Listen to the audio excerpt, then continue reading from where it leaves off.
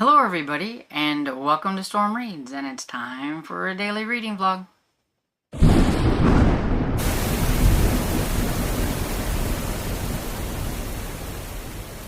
Good afternoon everybody. It's about 3 o'clock in the afternoon. Now, I did try to make a video clip earlier. I didn't like it, and I was way too rambly about something that I've decided I'm going to just DNF anyway. So I just scratched it and we're doing another one. That's just how it goes. I struggle. If I don't like something, I do have to do it over. That's like the one big thing with me. I have a hard time I know you guys know, getting my words out and everything. And sometimes I say some of the weirdest things and all that stuff. Even when I'm like editing it back, it's like, and there's no way to scratch it out. And I felt like with the video, there was no way to cut down my rambling on about the book. And so I was like, yeah, I'm just gonna do it over again. And so last night I told you I was reading a middle grade book called Busted by Dan Gemeinhart, and I'm really disappointed. Because I've read his other books, I had a lot, of expectations, I guess, going into this book, that it was going to be super fun. I like books that involve kids and elderly people. I do. And this one had the potential to be fun, like a road trip or whatever. It was going to be kind of fun and everything. And it's about a boy, Oscar, who his grandfather is about to lose his spot at this retirement home if they don't come up with the money to be able to afford staying there, because the guy who's taking it over is raising their rent pretty much.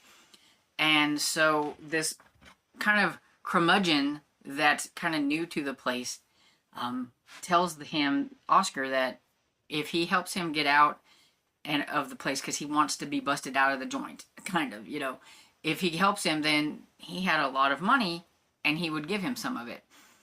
And so he agrees to it because he doesn't know what else to do for his grandfather and him, because that's the only place he's ever lived, because he's lived in this retirement home with his grandfather since he was a baby.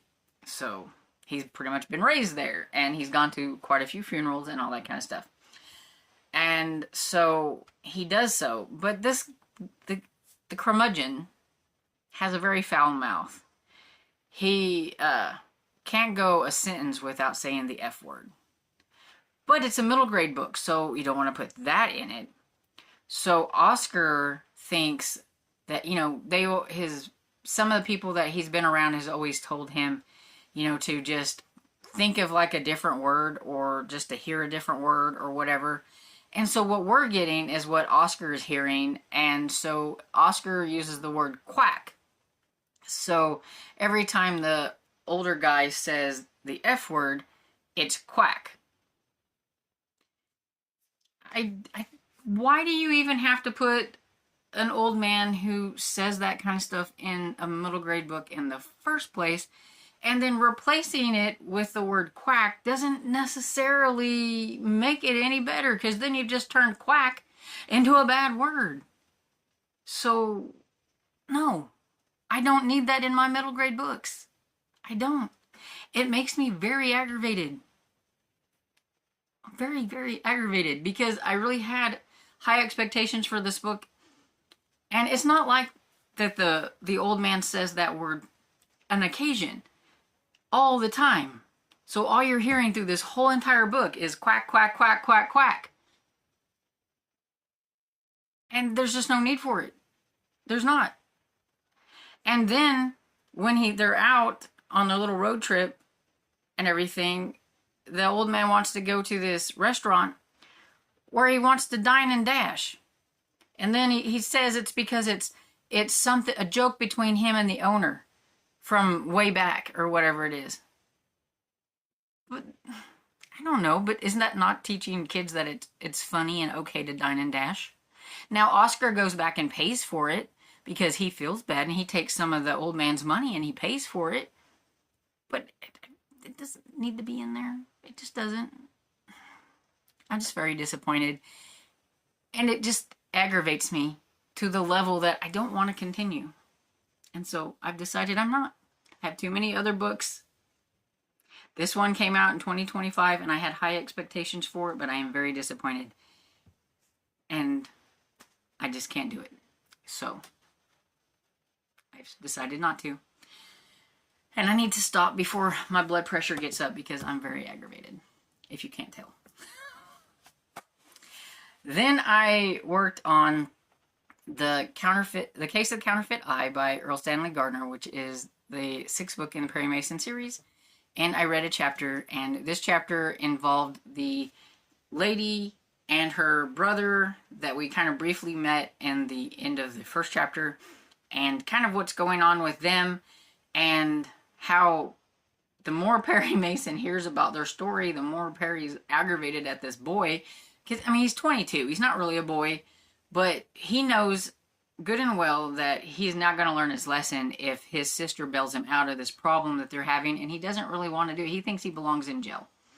But he's going to try to help them and everything, and he's going to meet up with this guy that the young man worked for and see if he can kind of figure something out with it and everything, because he owes the guy a lot of money. And he's going to meet him at night. And I have read a few Perry Mason books so far where when Perry meets somebody at their place, their establishment, or their house, or whatever, at night, it does not bode well for the guy he's going to go meet, because he always ends up dead. So I don't know if that's going to happen to this guy, but I'm just like, oh, I would not want to meet Perry Mason at night because it never goes well. So I guess we'll see in chapter 3 if he makes it out okay or not. And so then during lunch, I did start listening again to Rattlesnake Crossing by J.A. Jance. It's the 6th book in the Joanna Brady series.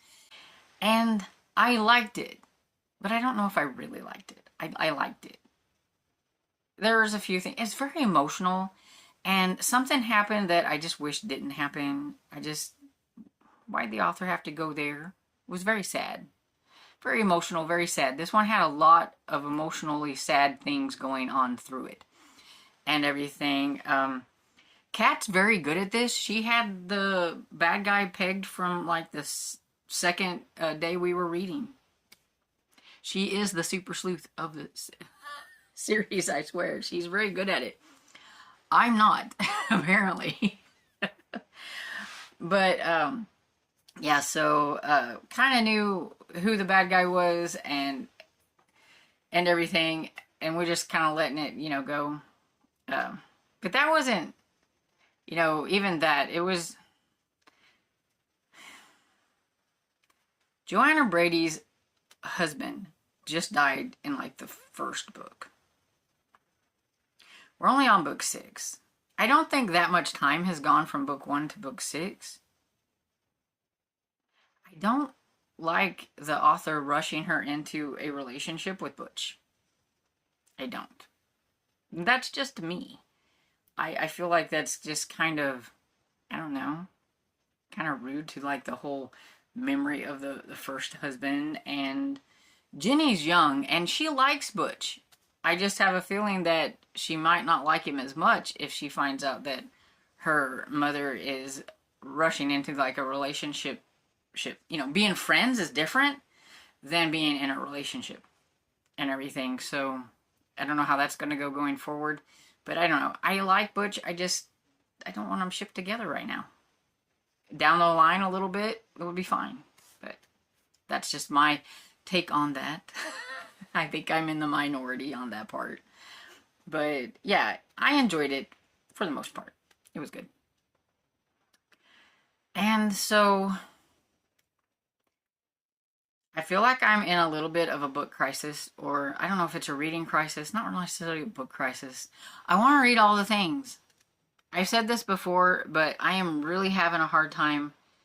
Like, I've gone off the beaten path. Things that are on the TBR are not things that I'm wanting to read.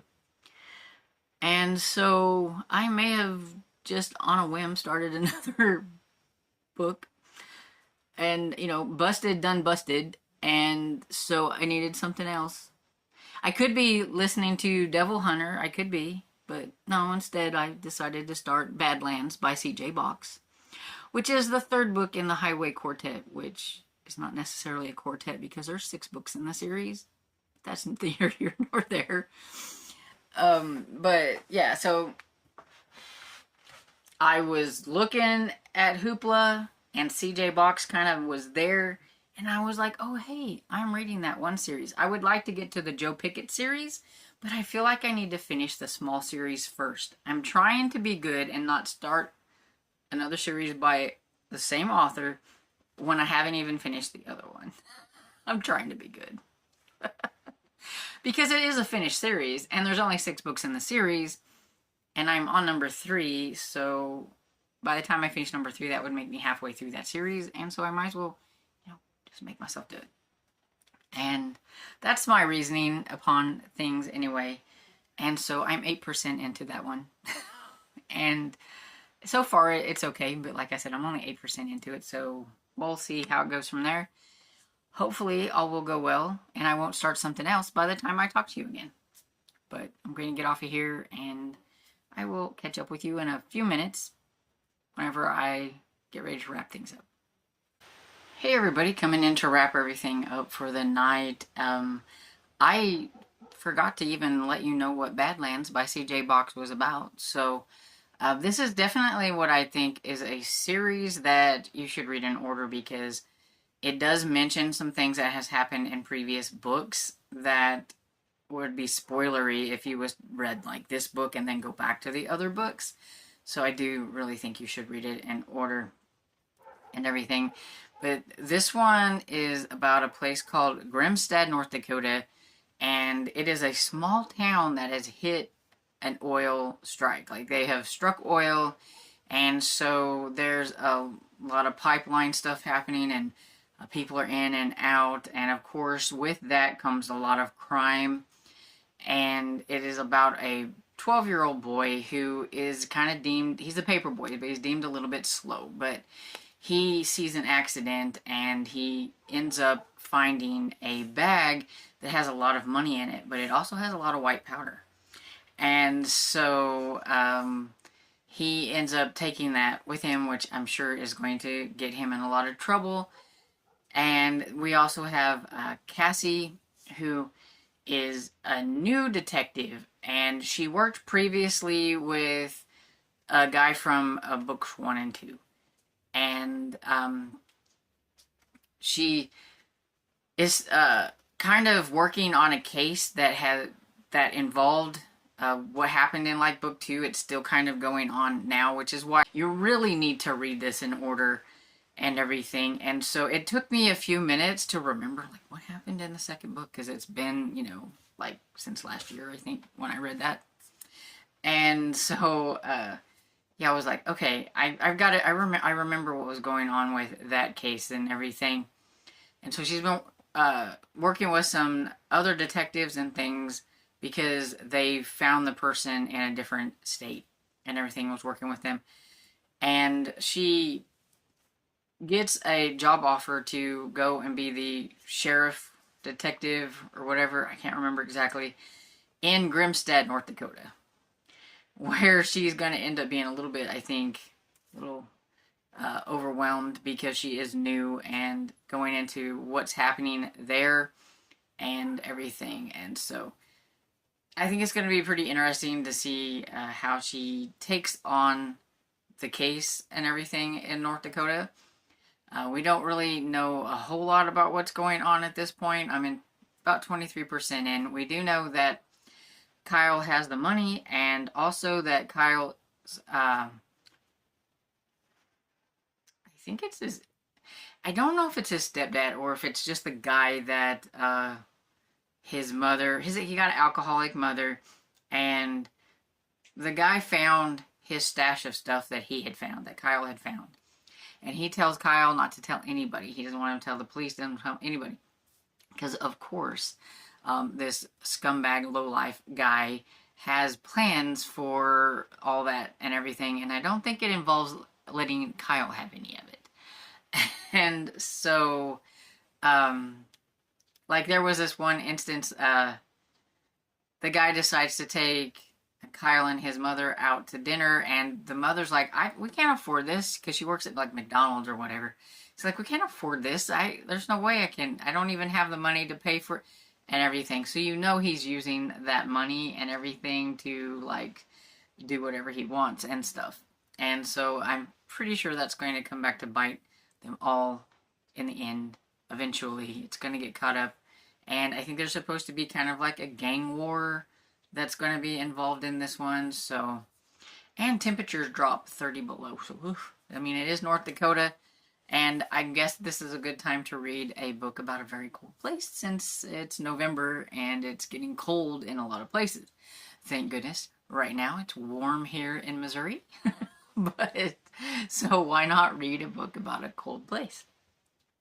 And so that is pretty much it. I'm going to get off of here and go down and fix something to eat for supper. So I hope you guys are having a great day, and I hope you enjoyed this video. And if you did, please give it a thumbs up and subscribe, and I will see you all in the next video. Bye!